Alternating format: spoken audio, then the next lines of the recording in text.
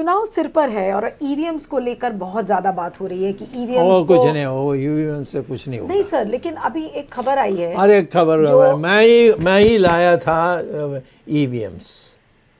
आप जाएंगे और देखेंगे, उस समय मैंने ही कहा था ईवीएम्स होनी चाहिए, और उसमें सुप्रीम कोर्ट में जाकर केस डालकर वो आदेश आने के बाद ये आई। नहीं, लेकिन जिस तरीके से आईएएस ऑफिसर जो पूर्व सेक्रेटरी हैं ईएस शर्मा, उन्होंने एक पत्र लिखा है चुनाव आयोग को, और ये कहते हुए कि भारत इलेक्ट्रॉनिक्स लिमिटेड जो कि चिप्स बनाती है, ईवीएम्स बनाती है, उसके बोर्ड ऑफ डायरेक्टर्स में 4 बीजेपी के लोग कैसे बैठ सकते हैं। उस चीज को वो बात सही है, किया वो बात सही है। तो और ये शर्मा कौन है आपको पता है? मेरी बेटी की फादर इन लॉ है, तो मैं उसको अच्छी तरह जानता हूँ। ये बड़े ज्ञानी व्यक्ति हैं। उनको वो भी त्यागी टाइप हैं। आईएएस में थी, सब छोड़कर चले गए, अब विशाखापट्टनम में रहते हैं। तो मैं ये कहता हूँ कि उनका जो स्टडी होगा वो तो बहुत ठीक ही होगा। बात उन्होंने कही तो सही बात कही। ये बीजेपी वालों को क्यों वहाँ बैठाया? क्या करेंगे आप होंगे कि जिस जगह में हार रहे हैं वहाँ कह देंगे कि इलेक्ट्रिसिटी फेल हो गई, इतना ही कह सकते हैं।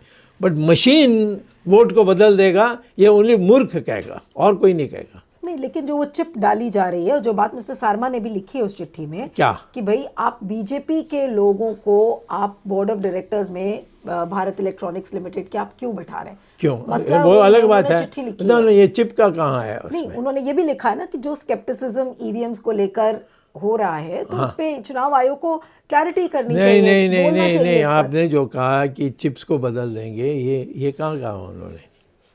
बदल ही नहीं सकते। वो मशीन बनती है जापान में, और वहाँ से बन के आती है, और उस चिप को बदल नहीं सकते। सिर्फ नाम बदल सकते हैं, परंतु वो दिखेगा आपको। नहीं तो लेकिन अच्छा, दूसरा है, मैं ये कहता हूँ, मैंने सुप्रीम कोर्ट में जाकर एक और चीज़ जोड़ी बाद में, जब ये सब संदेह आया। वो है वीवीपैट, वो जानते हैं? वीवीपैट, हाँ। तो जब आप जाते हैं, वो एक पेपर आता है वो टीवी जैसा कैमरा में, और उसमें आपको दिखाता है कि आपने किसको वोट दिया, और वही पर्चा गिरती है बक्सा में अलग से। चुनाव हारने के बाद उसको खुलवाओ, कोई नहीं करता। हाँ, मशीन ने कर दिया, मशीन ने। अगर 100% वीवीपैट अगर कर दिया जाए तो क्या मोदी जी की पोल खुल जाएगी? नहीं, किसी की 100% क्या, जिसको संदेह है कि भाई मैं तो जीतने वाला आदमी हूँ, मैं हार गया हूँ, तो उसको कहना चाहिए इस बक्सा को खोलो। एक ही व्यक्ति ने शुरू किया और उसकी पिटाई हो गई तो वो भाग गया। वो है चिदम्बरम के इलेक्शन में चरण हार गया था, तो एडीएमके के आदमी ने फिर कहा कि मैं मेरी वो गिनती चाहता हूँ मेरे पेपर्स के, जो कैमरा में आकर सबको दिखता है, और एक अलग से बॉक्स में उसको रखा गया है। तो मैं चाहता हूँ, जैसे वो हुआ, करुणानिधि जो इसके सहयोग में थे चिदम्बरम के, उन्होंने वो रिटर्निंग ऑफिसर की ये हालत की, घर में फ़ोन करके बीबी को डरा कर, कि वो रिटर्निंग ऑफिसर ने कहा कि नहीं मैं नहीं अलाउ करूँगा।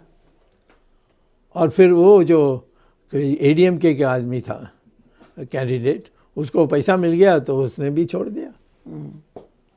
कहता कहीं को मैं ये सारा लूँ जब समाज में सब ठंडे पड़े हैं।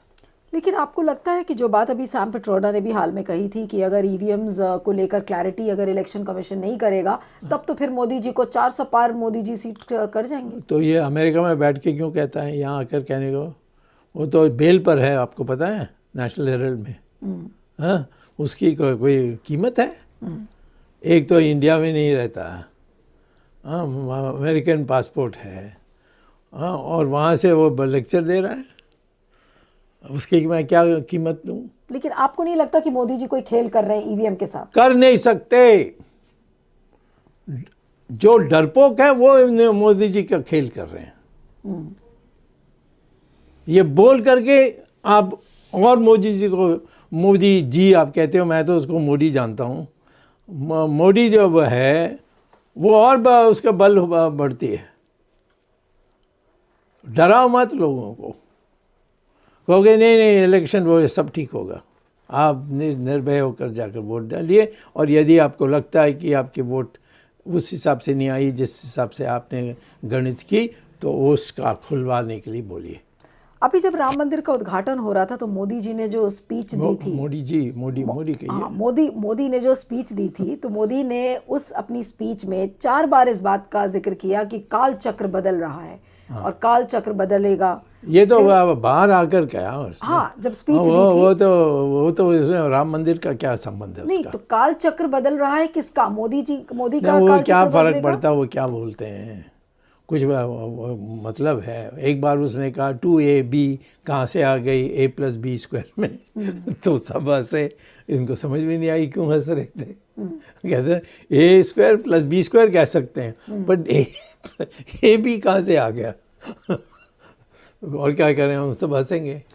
लेकिन तीसरे टर्म में अब क्योंकि ये माना जा रहा है कि भाई मोदी तो प्रधानमंत्री माना अगर जाने बनेंगे, तो देखो, मैं इसमें कभी नहीं बोलने वाला हूँ। लोग कहते थे कि नेहरू के कोई विकल्प नहीं है और वो अच्छा होगा, वो 100 साल रहेंगे, तो क्योंकि नेहरू का कोई, लाल बहादुर शास्त्री आए, पहले कहते तो सब हंसते, वो नेहरू से भी अच्छे निकले। ये इस देश में लेकिन अब तो आरएसएस भी मोदी को हाथों हाथ लेकर बैठा हुआ है। आरएसएस की क्यों? हिम्मत ही नहीं है कि मोदी आरएसएस के खिलाफ बोल रहे हैं। आरएसएस के क्या दायित्व है इसमें, मैं पूछता हूँ। आरएसएस ने जब जनसंघ बनाई थी, उन्होंने इसीलिए बनाई थी क्योंकि नेहरू इनके ऊपर प्रतिबंध लगाई, झूठे आरोप लगाई कि इन्होंने महात्मा गांधी की हत्या की। तो इन्होंने देखा कि पार्लियामेंट में कोई भी नहीं बोल रहा हमारे पक्ष में, तो तब उन्होंने कहा कि फिर हमारी एक पार्टी होनी चाहिए जो हमारे बातों को भी कहेगी, इसीलिए जनसंघ बनाई थी। और जनसंघ बनाने के बाद उन्होंने एक ही कमिटमेंट दी कि जब इलेक्शन होगा तो बूथ में हमारे लोग बैठ के आपको मदद करेंगे। परंतु बाकी तो आरएसएस का काम नहीं है।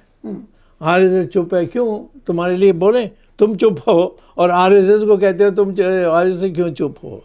नहीं, लेकिन मुझे डॉक्टर स्वामी जो बात समझ में नहीं आती कि बीजेपी में सारे डरे हुए हैं, कोई मोदी के खिलाफ बोलेगा नहीं। आरएसएस सारे नहीं, मैं नहीं डर रहा हूँ। नहीं, मैं आपकी बात नहीं कर तो फिर सारे मत बोलो। हाँ, तो ज्यादातर लोग बोलो, आपको छोड़कर ज्यादातर हाँ ठीक है, लोग ये बोलो, बिल्कुल हाँ, डरते ठंडे, हैं। हाँ। वो बोलते नहीं है मोदी के खिलाफ, हाँ, हाँ। आरएसएस बोलता नहीं है, तो फिर मोदी को चुनौती कौन देगा?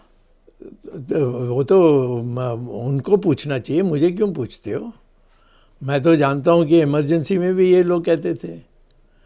मैंने एक दिन पार्लियामेंट में आ गया, मेरे ऊपर कितने 18 केसेस थे, विदेश में था, विदेश से आया, एयरपोर्ट में पकड़ नहीं सके, उनको पता भी नहीं था कि मैं आया हूँ, और मैं फिर पार्लियामेंट में गया और सब देख रहे हैं मुझे, और मैंने एक छोटा सा स्पीच भी दे दिया कि आप जो पढ़ रहे हैं उसमें डेमोक्रेसी भी मर गई है, उसका भी एक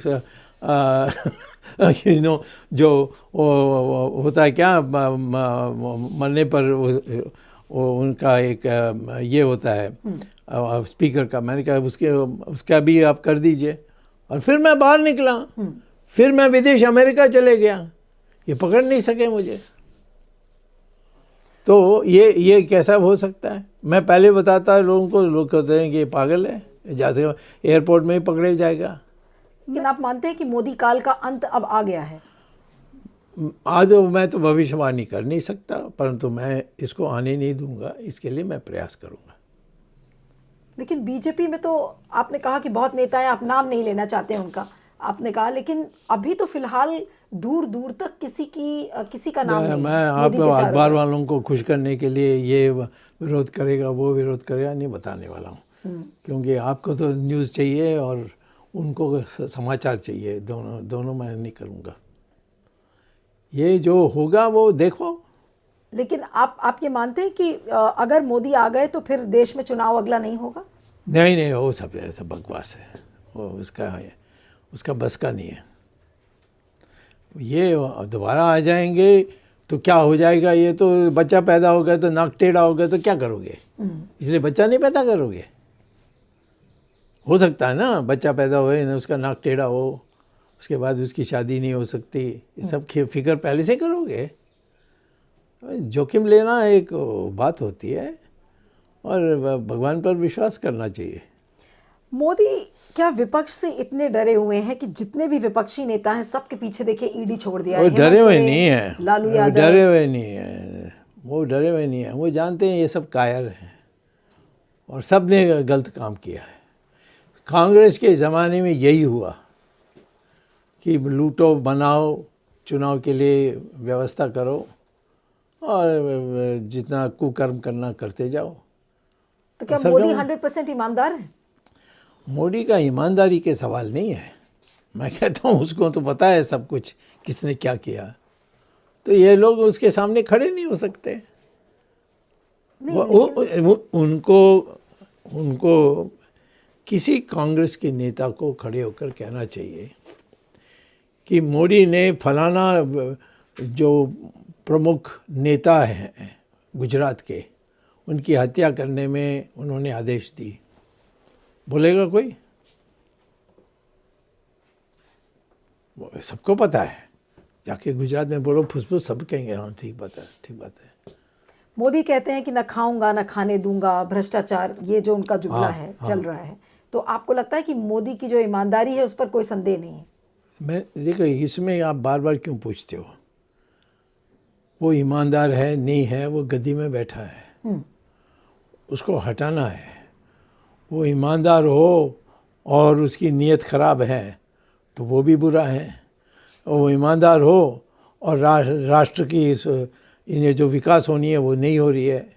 वो ईमानदार है फिर भी चाइना ने 4000 स्क्वायर किलोमीटर हड़प कर ली, उसके लिए वो बुरा है।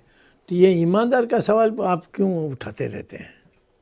जैसे अखबार वाले सब ईमानदार होते हैं तो इसीलिए अखबार वालों से मैं मिलना बंद कर दूं?